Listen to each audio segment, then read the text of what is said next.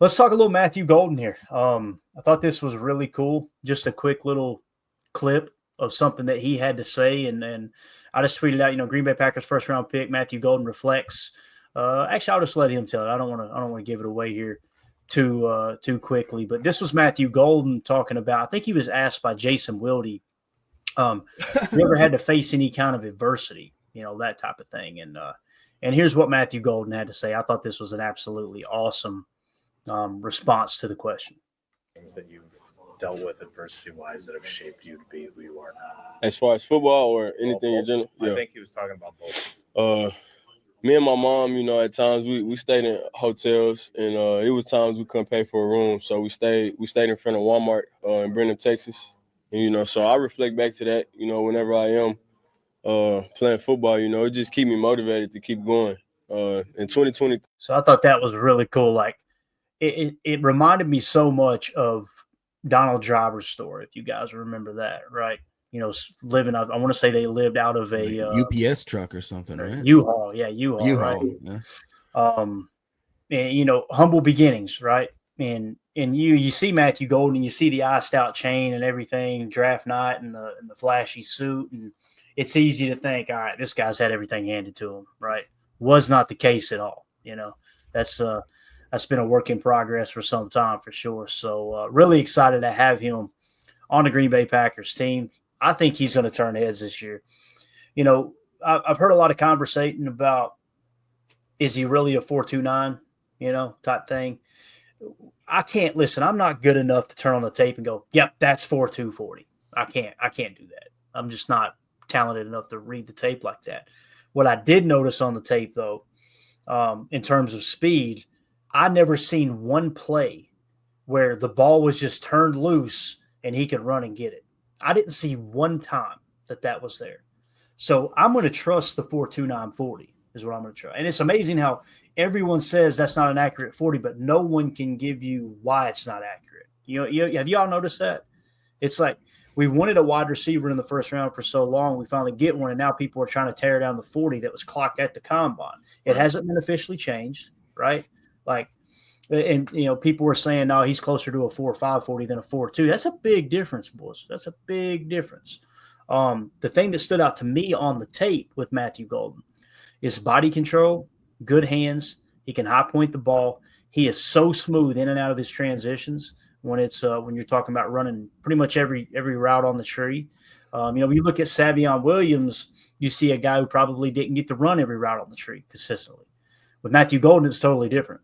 You've seen that guy in the moving Z. You've seen him at the X. You've seen him in the slot. He was running corner routes, out routes, curl routes where he's jabbing out, working back in, running skinny posts with the jab and go, everything. So I feel really comfortable with how his game looks. I want to get your all's initial thoughts on the Matthew Golden pick as we're, roughly a week in, over a week, I guess, now since the pick was made. How are we feeling about it? And then we're going to see what his wide receiver coach at Texas had to say about him per Bill Huber, who did an excellent job putting an SI article together. I'll start with you, Jacob. What do you think about Matthew Golden now? Yeah. Well, the first thing that sticks out is when you said move and Z. That's my favorite closing move at the office. It's a little extra, but it's worth it. Now, Matthew Golden, man, he is a little bit of a anomaly because you see that 4.29 speed and you think, well, he must be a burner on tape, blah, blah, blah. But like you said, the asterisk there is that who's the guy, Quinn Ewers, kind of had himself a little bit of a broken wing for a lot of that career. It seemed like he was throwing up a lot of duck balls, a lot of balls he had to kind of maybe definitely not, like you said, stretch the field like he would want to and have to break stride and all that kind of stuff. But when you looked at a lot of interviews that he did, he told us, told the media, they're like, were you surprised he ran a 4.29, blah, blah, blah. And he goes, well, no, I was consistently getting low 4.3s, like 4.31, 4.32. And he goes, I think that the extra adrenaline, I mean, think about it. Like your adrenaline for sure kicks in that moment and can get you an extra 1/10 of a second. You know what I mean? 2/10 of a second, whatever you got to do there. So I don't have any doubts about his physical and athletic ability. It's just a matter of whether or not it's going to translate to the NFL. And I think that we have one of the most unique coaches that can take a single guy's talent. I'm more excited to see how he's going to scheme the offense for Savion, but same difference goes for Michael Golden. We've seen if he can scheme open enter name here, he can scheme open anybody. Yeah, Mhm. I think it's a great point. And honestly, I really just like the pick. I saw on Twitter they had who's going to have the most touchdowns out of the 4 first-round wide receivers with Travis, Ibuka, and Golden. And dude, I could see it. You know, you go on flashes. Remember when Bo Melton was our first 100-yard receiver? I don't think it's going to take. You know what I mean? I don't think it's going to take that long this year. I think second game we're going to get our 100-yard receiver, and we're probably going to see a touchdown in the first quarter of the season. First 4 weeks, we're going to see probably 2-3 touchdowns from Matthew because Matt's going to want to get him involved. He's going to want to kind of get everybody involved that's new, that needs to get a hand on the ball, needs to get touches. And I really am, like you said, Jacob, excited to see how we can scheme him up. Yeah, let's go to the chat. J. Cole says, I always ask, why does it matter? The guy has skills. That's the other thing is like when I'm watching a game on Sunday, it's so rare that I'm like, God, if he'd just had a 4.2 40, that would have been the difference there. You know what I mean? Mm-hmm. It's more about tracking the ball, really, when it comes to those deep shots, because you can have all the speed in the world in MVS, but if you can't track the football, you know what I'm saying? Like, yeah, and he can do that. He can. I mean, he's able to adjust, come back to the ball if he had a couple of duck balls, and he really is in between defenders. Working in nickel against nickel defender in the slot there. He's so subtle with some of his shape and just get to open space. I love that. Definitely. Let's see here. Greg Rice says Golden seems like a good guy. Like he is going to buy his. I like that he's going to buy his grandma a house. He's going to buy her house back. It sounded like it got repossessed or foreclosed on or what have you. So really cool story there along the way. Daryl in the chat says, I'm all good with the Golden pick, another playmaker alongside Reed. I think they're going to complement each other really well, Daryl. I really do. Ron Sample says, sound like he's the first one in, last one out guy as well. That seems to be the big, I don't want to say rumor, but the reputation he's built at Texas for sure. Dan Lang says, after watching your tape breakdown earlier this week, a great add to the receiver room. And Ben Holden says, probably more than anything this year, he'll push the other receivers to be better. That's the other thing that's going kind of, not talked about as much is a rising tide raises all ships. If you think for a second that Christian Watson ain't going to be trying to get back from that injury as quick as possible, right, or even Jaden Reed, Jaden Reed, to me, he seems like the glue of that wide receiver room. You guys remember in Pittsburgh in 2023, his rookie year, when they said he didn't call the meeting, but I think it was he and Tay Wicks were talking at his locker. Next thing you know, all the receivers that huddle around and the beat reporters are like, we just watched it kind of evolve. And he became this vocal, like, hey, we're going to figure this crap out. Right. And you guys remember that was the year they started off really, really slow. And the next thing you know, they turn it on. I think Jaden Reed and Matthew Golden are going to be like two peas in a pot for the next 8 to 10 years. I really do. Mm-hmm. Dude, what's crazy real quick is that we're talking about Golden coming into the league, making some money and getting his house back. That we got ourselves our own Happy Gilmore, ladies and gentlemen. That's the plot of Happy Gilmore, just in football form. I'm excited about it, and I want to highlight that. Also, my man Daryl, he's on a roll. He's been coming up with some heaters lately. He's telling us that Isaiah Bonds did sign with the Dolphins. So the guy that went undrafted, that went from probably what could have been a third round pick, completely fell out of the draft, and looks like he may get a second chance here with the Dolphins. So. And that doesn't surprise me in Miami because, Coach McDaniel down there is Mike McDaniels, right? Is his name? He's the one that Matt LaFleur helped him get his foot back in the door after becoming a real bad alcoholic. If you guys remember, to the point where he was coming in drunk and was sleeping in meetings and everything. And they basically got kicked out of football for a year, kind of banned from the year, so to speak, shadow banned by the coaches. And then Matt LaFleur vouched for him to get him back, to get his foot back in the door. They're really close friends to this day. So it doesn't surprise me that he gives someone like Isaiah Bond a second chance, that type of thing. So it's going to be interesting to see how that develops down there for sure. So, all right, let's see what Matthew Golden's wide receiver coach. Y'all are killing me. I just want you to know that his wide receiver coach at Texas had to say about him. Okay, and Bill Huber, if you guys aren't checking these articles out that he's putting out on the prospects, go to his Twitter handle. Just type in Bill Huber and it'll pop up. He works for Sports Illustrated covering the Packers. Been with the Packers for a long time, and he covered all the information that's in this article. I just try to pull together some quotes from it. So make sure you go give it a like, a retweet, all that good stuff over on his Twitter page. So Bill Huber of SI recently discussed the Green Bay Packers selection of Texas wide receiver Matthew Golden as their first round, number 23 overall pick in the 2025 NFL draft, ending a 23-year streak of not drafting a receiver in the first round. Insights come from Golden's Texas receiver coach, Chris Jackson, a former Packers player. If I understood correctly, Chris Jackson was on the roster the last time they drafted a wide receiver in Javon Walker back in 2002, if I understood Wildy explaining that earlier. Jackson emphasizes Golden's mental toughness, work ethic, and humble background, noting his drive to succeed for his family, particularly to buy back his grandmother's house. Golden's challenging upbringing and strong character combined with on-field skills make him, quote, built for the NFL expectations, according to Jackson. His late season surge at Texas and a 4.29 42nd 40-yard dash at the combine highlight his potential to thrive with the Packers. So here are the quotes from his wide receiver coach at Texas. Because he's built for it.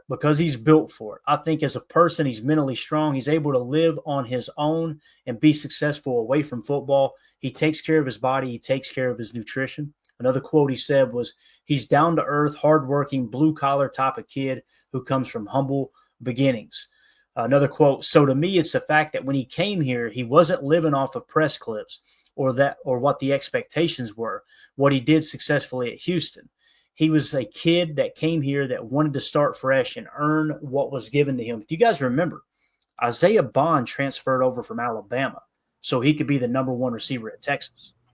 And then Matthew Golden burst on the scene, and down the stretch through the SEC championship game and the playoffs, that's where he played his best football. He just kind of took over, and that's not a shot at Isaiah Bond. It's just more of a testament of how Matthew Golden stepped up in the biggest game. So I think it's cool that he did mention that for sure. He also went on to say, so I think that's the same mentality that he's going to take to Green Bay and the NFL, is just kind of that humble approach, right? It says to be a first-round pick in the NFL draft or in the NFL, there's only 32 of them every year. You're talking about being one of 32 people of your peers in all of college football. That's a lot to be excited for and a lot to be respected for. But with Coach LaFleur there, with Jordan Love and the wide receiver play, I think he's going to be very successful there. So he couldn't have fell into a better situation. I think we would all agree with that. He also said, quote, Matt was somebody that just really bought into the system, talking about at Texas. So sounds like there was no pushback, no flashy, hey, we should do this instead of that. Unhappy about his role. It was just, hey, how can I fit into this system as much as possible? He learned to develop trust not only from the coaching staff, but more importantly, his quarterback, Quinn Ewers. He learned to understand where he was and it fits to our concepts. When he was primary, when he had to do what he had to do for the benefit of another player, whether it be in a run or the pass game. Said he was strong-minded young man, strong hands, can run through the catch point, physical. He can block. Emilio, he can block. I love it. Yeah, he can block. Is going to bring you special teams value, is going to bring you a good teammate. And his final quote was, he'll do his role for the other people to be successful. And when his time is asked to do what he needs to do, he's going to do that to the best of his ability. And he's willing to learn. He's coachable. He loves being coached. Everything you hear about this kid, Matthew Golden, man, especially from his former wide receiver coach, I'm excited, dude. I think we got us a dog here. I don't know. I'm fired up about it. What do you guys think about what his wide receiver coach had to say there? It just seems like it all comes back to work ethic, humble, and just willing to put in the work and keep his head down and grind. Yeah, I mean, it like I think somebody in the chat said earlier, if nothing else, this puts all the other wide receivers on notice. And then you add in the Savion Williams, obviously, but he just seems he's a prototypical Packer. You know, they went in, I swear they interviewed these guys and they're like, hey, has anything catastrophic happened in your life? And if you're like, nope, they're like, all right, well, we'll see you later. You know, they almost thrive on finding guys that have had extreme adversity. And I don't know if that's like a main decider and the criteria, because it just seems like it happens way too often. But and it makes sense, because like you see a guy like Golden, like you heard him talk about, once you've lived in a tent or been homeless or lost a loved one, you know what I mean? Any of these types of things, all of a sudden your mind and your goals kind of shift into what exactly you're focused on. And I guess it does make sense, because if you're in an NFL front office and you're about to dedicate a multi-million contract that could result in tens of millions over the career of that player, and they are a brittle, butter soft, you know what, that you got to learn that. You got to know that before you decide to sign on that dotted line. So, and then the whole thing about just his character, I think that's just a certain thing that the Packers, every draft, like the Mike Greens, there's never going to be there. It was just never going to be a shot. You know what I mean? Right. Enter in whatever kind of player has any sort of Isaiah Bond. I don't think that's ever been going to be a shot. That's why I kind of scratched my head. Did you see the Josh Jacobs thing where he's talking about how he keeps in touch with Henry Ruggs and how he'd like to get him possibly a chance to when he comes out, possibly like in a year? He's like, I'm going to be there for him. I really don't think the Packers would do that, to be honest, but maybe if you're turning over a new leaf, it is different when you really dive into the story. I feel a way different way about it now, hearing another side of it and hearing from actually Ruggs' family. It doesn't sound like he was like one of them bad kids, like freaking just gangbanger type. He made a bad decision and done some stupid stuff, and it sounds like the people that put him up to it was his own freaking family, which is even more whatever. Yeah, I mean, it was a bad decision that had the most horrible outcome it could possibly have with a young lady losing her life. He's got to live with that. But, to go back to your point there, Jacob, like Ted Thompson was real big on giving people second chances. I remember that. Like, I remember when they signed Corin Robinson and Ted Thompson cut all kinds of flack, and he dropped a little scripture on him. It was like, people deserve second chances, that type of thing. And, I don't want to get preachy on here, but if you're hearing my voice and you claim to be a Christian, and then in the other breath you're saying, screw that guy, he doesn't deserve a second chance, might want to dive back into the book, because one thing I've struggled with the most in my faith is you got to forgive. You got to forgive. That's the number one rule. Grace. Giving it to other people and accepting it from the Almighty. So, you can be stubborn and act like la, la, la, la, la, and pretend like that's not the main message, but that's the message. And again, I struggle with it because I hold grudges and I've got a bad temper. But I still can't stand Emilio, but here he is, right? You got to do it right. So, right, Emilio? No. Absolutely. But anyway, what do you think about what the coach had to say about Matthew Golden, just in general, man? Yeah, I honestly think Matthew listened to this presser before he came here. No block, no rock. And we're cooking. Yeah, I love that. He's a team player, especially on the outside. You don't want someone that's not going to be willing to, do the dirty stuff, run those streaks just to open up for somebody else.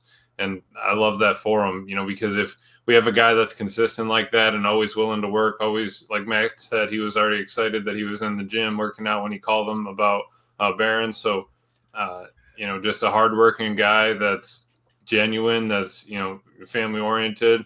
What was Vince's quote?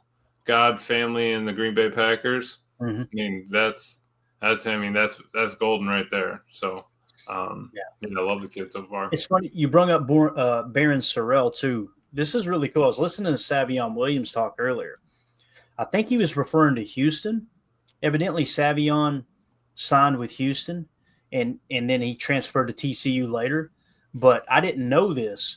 Savion actually hosted Matthew Golden on his visit coming out of high school to Houston. Really? And then he ends up transferring to TCU. Matthew Golden transfers to Texas. And then when he gets to Texas, one of his best friends on the team is Barron Sorrell. They met the first day and they linked up. So you got all three of those guys that are now teammates, along with the Georgia connection of Devontae Wyatt, Quay Walker, now Warren Brinson, and you got Nazir Stackhouse and everybody. It's really cool to kind of see everything come together. And back to what you were talking about, Jacob, how it seems like you got all these different players all the way back really over the last 3 years that they've drafted that have just faced adversity after adversity. Goody's been pretty vocal, and John Eric Sullivan's been vocal about it, that they believe in drafting people and signing people who have faced adversity because, like Matthew Golden was saying, like, when you don't know where you're going to lay your head that night, I think it's a little bit easier, as a kid dealing with that. And I dealt with a few things as a child too. That's why I'm not like afraid of any other man. If someone ever bucks on me, I'm like, bub, you have no idea the stuff I seen. If you think you're intimidating me, you've lost your mind, right? Matthew Golden, I guarantee you, when it's third and 12, and he knows he's the primary on a trips left look, I have a hard time believing I can't handle this. He's probably going to be thinking, man, we had to sleep in our car in a Walmart parking lot because we were so damn broke. I'm about to convert this third down. Absolutely, Clay, because that points to him getting more looks, more targets, the team wanting to go to him on third, fourth down, late in the game. All that stuff builds up because why? He's cool under pressure. What's Jimmy McGinty say? Winners want the ball when the game's on the line, Falco. Come on now. That's it. Really? Drew D said, don't give him no really after we were talking about him buying his grandmama's house back and you mentioned damn Happy Gilmore. All right. That's a 1-and-1 connection. All right. That was a good connection too, by the way, which that comes out this summer, right? Happy Gilmore too. Yes. I can't wait. Cannot wait to see that. Drew D says Javon Bullard, another one, right? Georgia connection. Forgot about that. So yeah. You had Eric Stokes, but moment of silence for Eric Stokes. No longer here. Anyway, he didn't die. He's on the Raiders. Same thing. Correct. That is correct. Thank you for pointing that out. Good to see Chewy in here. He said, this is our Amon-Ra St. Brown. Amon-Ra St. Brown is he's primarily a slot receiver, but I think I understand what Chewy's saying here. Golden's going to play outside the majority of his snaps. I firmly believe that, whether it's a moving Z or they want to try to work him into the X. But Amon-Ra St. Brown's kind of that emotional spark plug, right? If you watch Matthew Golden's tape, every time he got a first down, every time he scored a touchdown, that dude was just amped up. And it wasn't like a let me dance and show y'all how cool I am. It was like one of those flexing every muscle in your body ready to kick somebody's ass type thing. I think that's something that's really going to bleed into the wide receiver room. So I agree with you, Chewy. Go ahead, Jay. You know who he reminded me of? And I think, if I'm not mistaken, chat, let me know, but he reminds me of Steve Smith with his quiet or big, I shouldn't say quiet confidence, with his, like you said, that physical confidence and not being the biggest guy necessarily, but having a whole big dog mentality inside of him. And I think that on Steve Smith's podcast, I thought that he had listed Matthew Golden as number one receiver. Maybe I'm just making he did. He said, hands down, he's my favorite receiver in the draft. Okay. And I see a lot of that, just not back down. Steve Smith might be one of my favorite wide receivers of all time because for his size, I don't think there's anybody pound for pound that was stronger than he was. He was just a freaking scrapper. Yeah. Daryl in the chat says, I still can't forget about Matthew Golden's draft night. It was awesome when he was making his long entrance with the crowd chanting "Go Pack, Go" over and over again. It was surreal. And the video dropped from Packers Twitter earlier. We'll probably watch it when we go offline here in a minute because I kind of showed it to Jake. If we got a second, we'll watch it together. We can't watch it now because obviously we'll get hit with the copyright. But if we block it out, can we listen to it? It's a phenomenal. Well, there's music playing, so the music will trigger a copyright as well. So if we were on Rumble, we'd have no problem. But we got to be real careful over here. So but Daryl, it was I wasn't there. Emilio wasn't there when the pick was made, but it was cool being there all day at the draft. And then going back and doing the show and then seeing the pick. As soon as Mark Murphy said, well, we knew the pick beforehand, right? I remember when I flashed it on the screen and it was like, oh, crap, it's Matthew Golden. We all lost our mind. Not that we're huge Matthew Golden fans, but it was just we knew what this meant being the first receiver since 2002. And the way Mark Murphy delivered it, man, what the ultimate send-off. That's just amazing to me. So I just love the real reaction from the war room too. When he said, for the first time in 22 years, in the war room's oh, geez, Mike, you're supposed to say the name, but it's perfectly how, it's perfect just how he did it. Seriously, that's just Mark. And, thanks to him for getting it there. And I did see the start of that video before I hopped on, even just seeing he said it in 2016. about wanting the draft there, and he got it done, man. So that's awesome. Definitely. Anything else on Matthew Golden, fellas, before we move along here? Negative. Wasn't 12 for this supposed to get a golden face jersey? Because if so, I want to see that in the chat. You guys got to send us some. That'd be a great jersey. That really would. I like the 22. Real quick, what do you guys think about the 22? I absolutely love it. I love that stuff. Yeah. It's like when Quay picked 7. I thought that was awesome. Yeah, I really like it. Emilio, you old school, or do you like it too? No, I like it. Yeah, absolutely. With I think it's Franklin on my ultimate team. He's wearing 34 out wide, so I'm fine with that. Just okay. Unbelievable. CJN came in late. He says hello, everyone. And then he was asking about Jair earlier. Did I miss the Jaw Talk? You did. Y'all want to hit it again? No. No. Just a quick update on Ja. If you're genuinely asking there, CJ. Just here to tell you, Pack is back. It's perfect, but not accurate. So the rumor on the Twitter streets is that a deal is pretty close to being done. Again, not credible sources, but there's several people tweeting that out. Hopefully it's true, So if that's the case, then I think what would probably happen is they're going to restructure it in a way where he can make maybe even more money than he's currently getting, but it be incentive based. That way, if the injury does occur again, they kind of get that, they get that cap back, I guess you could say.